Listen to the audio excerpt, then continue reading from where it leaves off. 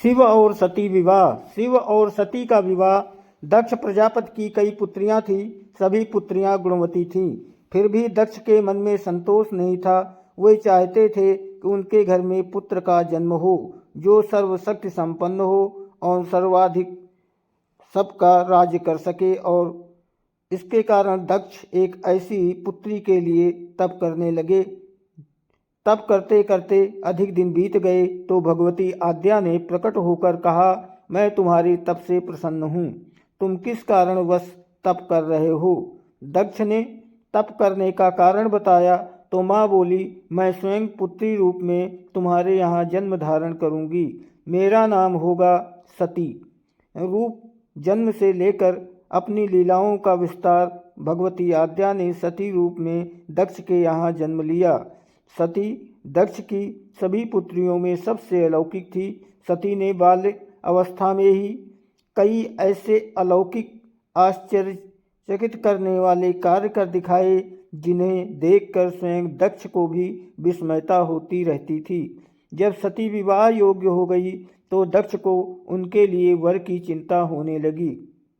उन्होंने ब्रह्मा जी से इस विषय में परामर्श किया। ब्रह्मा जी ने कहा, सती आद्या का अवतार है। आद्या आदि शक्ति और शिव आदि पुरुष हैं। अतः सती के विवाह के लिए शिव ही योग्य और उचित वर हैं। दक्ष ने ब्रह्मा जी की बात मानकर सती का विवाह भगवान शिव के साथ कर दिया। सती कैलाश में जाकर भगवान शिव के साथ रहने लगी।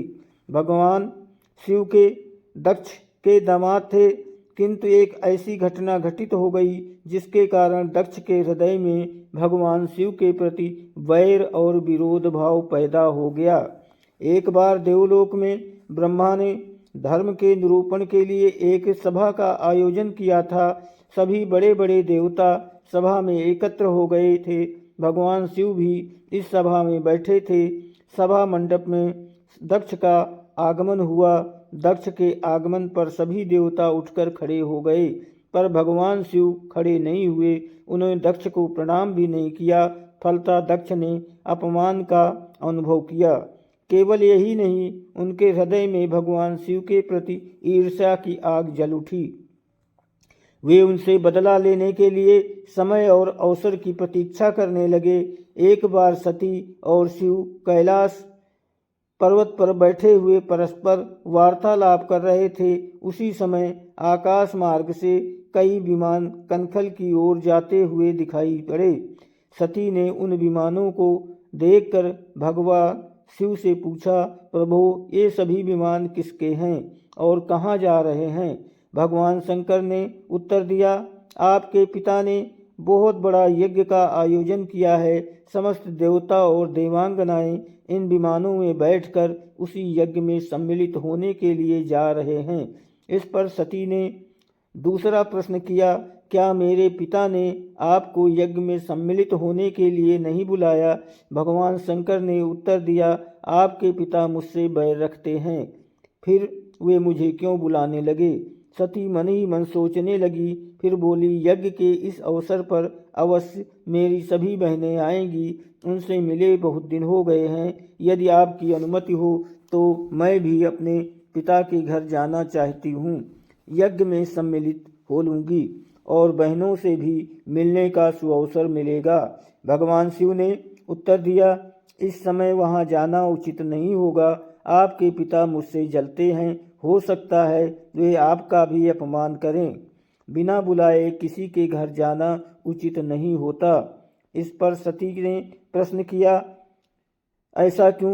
भगवान शिव ने उत्तर दिया, विवाहिता लड़की को बिना बुलाए पिता के घर नहीं जाना चाहिए, क्योंकि विवाह हो जाने पर लड़की अपने पति की हो जाती है। पिता के घर से उसका संबंध टूट जाता है। लेकिन सती यह करती रही, जिद करती रही, अपनी बात पर बार बार दोहराती रही। कहकर भगवान शिव ने पीहर जाने की अनुमति दे दी। उनके साथ अपना एक गण भी भेज दिया। उस गण का नाम वीरभद्र था। सती वीरभद्र के साथ अपने पिता के घर गई। घर में सती से किसी ने भी प्रेम पूर्वक वार्तालाप नहीं किया। दक्ष ने उन्हें देखकर कहा, तुम क्या यहाँ मेरा अपमान कराने आई हो। देखो वे किस प्रकार भांति भांति के अलंकारों से सुसज्जित हैं। तुम्हारे शरीर पर मात्र बाघंबर है, तुम्हारा पति शमशानवासी है और वो तुम्हें बाघंबर छोड़कर और पहना भी क्या सकता है। दक्ष के कथन से सती के हृदय में पश्चाताप का सागर उमड़ पड़ा। वे सोचने लगी, उन्होंने यहाँ आकर अच्छा नहीं किया। भगवान ठीक कह रहे थे, बिना बुलाए पिता के घर भी नहीं जाना चाहिए। पर अब क्या हो सकता है, अब तो आ ही गई हूँ। पिता के कटु वचन और अपमानजनक शब्द सुनकर भी सती मौन रहीं। वे उस यज्ञ मंडप में गई जहाँ सभी देवता और ऋषिमुनि बैठे थे तथा यज्ञ कुंड में धू धू करती जलती अग्नि में आहुतियाँ डाली जा रही थीं। सती ने यज्ञ मंडप में सभी देवताओं के तो भाग देखे, किंतु भगवान शिव का भाग नहीं देखा। वे भगवान शिव का भाग न देखकर अपने पिता से बोली, पितृश्रेष्ठ, यज्ञ में तो सबके भाग दिखाई पड़ रहे हैं, किंतु कैलाशपति का भाग नहीं है। आपने उनका भाग क्यों नहीं रखा। दक्ष ने गर्व से उत्तर दिया, तुम्हारे पति शिव को देवता नहीं समझता। वो तो भूतों का स्वामी है, नग्न रहने वाला और हड्डियों की माला धारण करने वाला है। वो देवताओं की पंक्ति में बैठने योग्य नहीं है, उसे कौन भाग देगा।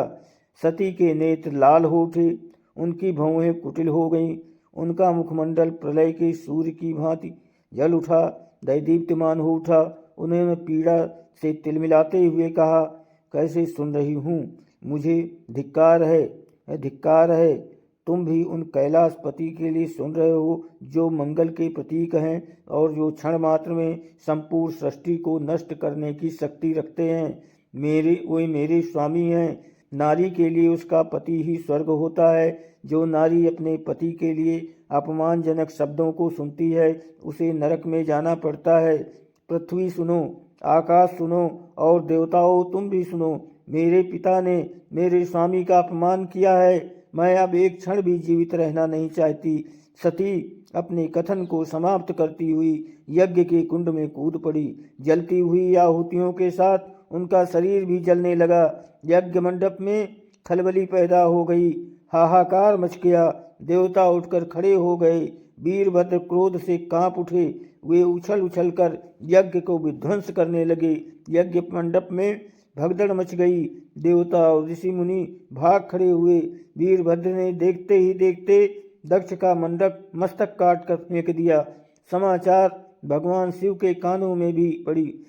वे प्रचंड आंधी की भांति कनखल जा पहुँचे। सती के जले हुए शरीर को देखकर भगवान शिव ने अपने आप को भुला दिया और भूल गए। सती के प्रेम और उनकी भक्ति ने शंकर के मन को व्याकुल कर दिया।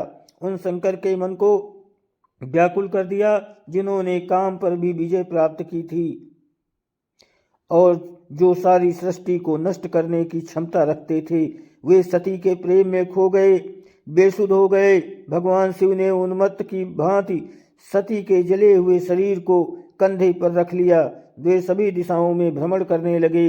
शिव और सती के इस अलौकिक प्रेम को देखकर पृथ्वी रुक गई, हवा रुक गई, जल का प्रवाह ठहर गया और रुक गई देवताओं की सांसें।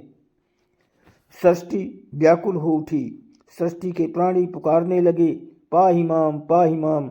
भयानक संकट उपस्थित हो देखकर सृष्टि के पालक भगवान विष्णु आगे बढ़े।